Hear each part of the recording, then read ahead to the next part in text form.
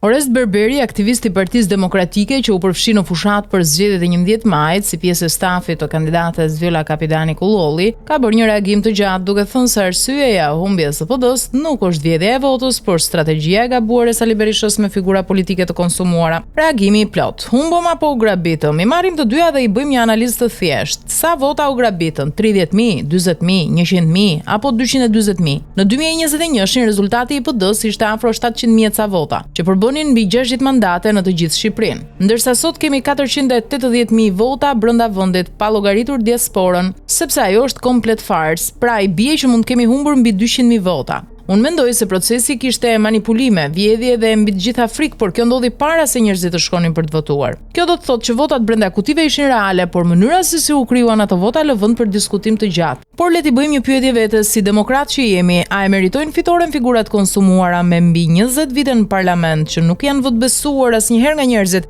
dhe që vazhdojnë ta çojnë PD në gremin? Nëse doni ju a përmend edhe me emra se kush na çoi në këtë humbje totale, duke filluar nga Gazmend Bardhi 4-12, vazhdojmë me Dritan Shehun 1-3, pastaj Bujar Leskaj 3-9, ndërkohë Durrësi ruajti rezultatin e tij 6-8, njësoj si në 2021-shin, që prap është një humbje katastrofale dhe e pafalshme për drejtuesit e kësaj dege ku edhe unë aderoj. Pra, të fusush në parlament dinozaur dhe tradhtar politik të PD-s ndër vite, që i kanë quajtur demokratët shpellar, huligan, taleban dhe të lësh jashtë njerëz me integritet, që i kanë qëndruar pranë demokratëve si Ilir Ali Mehmeti, Muslim Urrizi, Aulon Kalaja, Aslan Dojani e shumë të rinj të tjerë në moshë dhe përvojë është e pafalshme. Doktor, unë të dua fort dhe kam qenë, do të jem gjithmonë me ty, por më vjen keq ta them që në këto zgjedhje njerëzit zgjodhën dhunuesin, sepse nuk pan shpëtim dhe shpresë nga ana jon. Gjithmonë me ty doktor, por jo me plerat që të rrethojnë ty dhe që e duan PD në opozit.